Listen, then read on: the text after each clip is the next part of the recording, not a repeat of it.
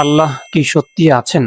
এই পৃথিবী কি নিজে নিজেই তৈরি হয়েছে, নাকি এর পিছনে রয়েছেন একজন স্রষ্টা? একটু চিন্তা করে দেখুন তো, এই আকাশ, এই জমিন, এই সাগর, এই পর্বত, এই পাহাড়, আপনার নিজের শরীর, সবকিছু এত নিখুঁতভাবে তৈরি। এটা কি নিজে নিজেই সম্ভব, নাকি রয়েছেন কোনো স্রষ্টা? আপনার একটা মোবাইল ফোনও নিজে নিজে তৈরি হয় না। তাহলে এই জটিল মানবদেহ, এই মহাবিশ্ব, এগুলা কি কোনো পরিকল্পনা ছাড়াই, কোনো স্রষ্টা ছাড়াই তৈরি হতে পারে?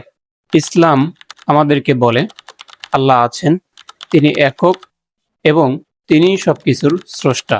কোরআনে বলা হয়েছে, তোমরা কি সৃষ্টি হয়েছ কোনো স্রষ্টা ছাড়া, নাকি তোমরাই নিজেদের সৃষ্টি করেছ? এই প্রশ্নটি সরাসরি আল্লাহ কোরআনে করেছেন এজন্যই যে আপনার ঘুমন্ত বিবেককে জাগ্রত করার জন্য।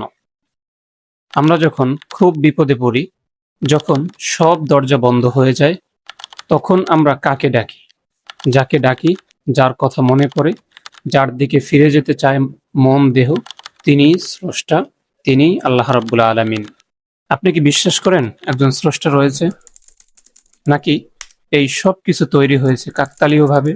জানাতে পারেন আপনার মতামত। কেন আপনার মনে হয় এই পৃথিবীতে একজন স্রষ্টা রয়েছেন? প্রশ্ন হলো,